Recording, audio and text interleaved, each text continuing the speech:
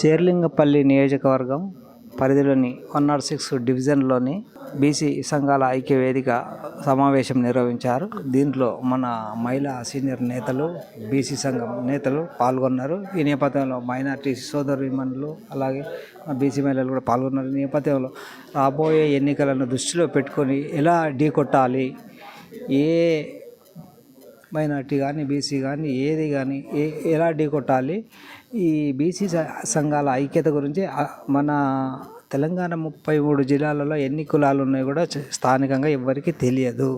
కేవలం వాడు చెప్పేది 2 కులాలు చెప్పినాయి, అది మీడియాలో వైరల్ అయ్యే అవకాశాలు ఉన్నాయి.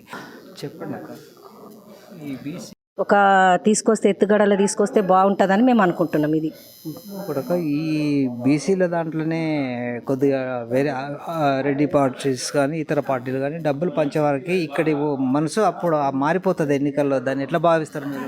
మేము అట్లా ఎన్నికల గురించి అట్లా భావిస్తే వాళ్ళని మేము ఖండిస్తాం, వ్యతిరేకిస్తాం. మేము మా ఛాయలకు కూడా, మా నీడల వరకు, మా బీసీల దగ్గర కూడా రానియం వాళ్ళని.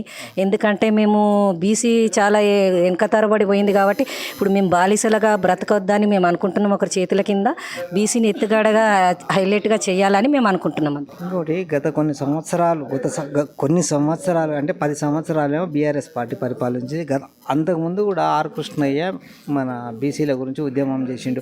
ఆ మధ్యలో ఎందుకు ఆ ఉద్యమంలో ఈ పర్సంటేజ్ అంటే 42% గురించి ఎందుకు ఆలోచన చేయలేదు? ఇప్పుడు మన శేర్లింగంపల్లి నియోజకవర్గం మహిళా నేతలు, ఈ యువకులు వీళ్ళు ముందుకు తేవడం వల్లనే ముందుకు వచ్చిండు. అంతకుముందు ఏం చేసిండు? బీసీ వాటా కోసం ఎందుకు కొట్లాడలేదు? ఒక్క పేపర్లో అయినా వచ్చింది ఆ బీసీల గురించి? అయితే బీసీ గురించి తిన్మార్ మల్లన్న గారు బాగా ఫైట్ చేస్తున్నారు. ప్రతి ఒక్కరికి బీసీ గురించి ఏందనే తిన్మార్ మల్లన్న ప్రతి ఒక్కరు మేము వింటున్నాం ఆయన మాటలు.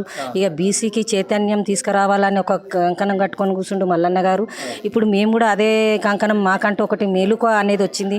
నిద్రలో ఉన్నారు అందరు గతంలో, ఇప్పుడు అందరూ మేలుకోగా ఉన్నారు. ఎందుకంటే బీసీ ఉద్యమం కంపల్సరీ జరగాల్సిందే. బీసీలని నాయకులని, సీఎంని, కార్పొరేటర్ని చేయాల్సిందే, ఎంపీ పోస్టులు ఇవ్వాల్సిందే. ఇన్ని రోజుల నుంచి ఎందుకంటే బీసీలకు ఏ పదవులు లేవు.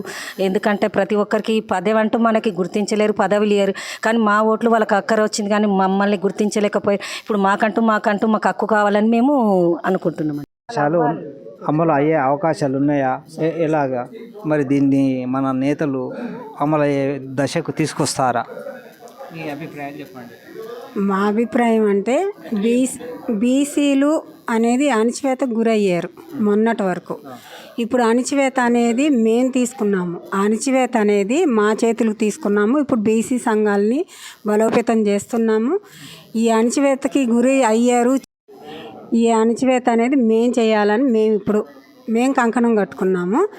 బీసీలు ఎప్పుడు కూడా తక్కువ అంచనా వేయొద్దు, ఎప్పుడు కూడా ముందంజలో ఉన్నారు కాబట్టి ముందంజలో ఇంకా ముందుకెళ్తాము.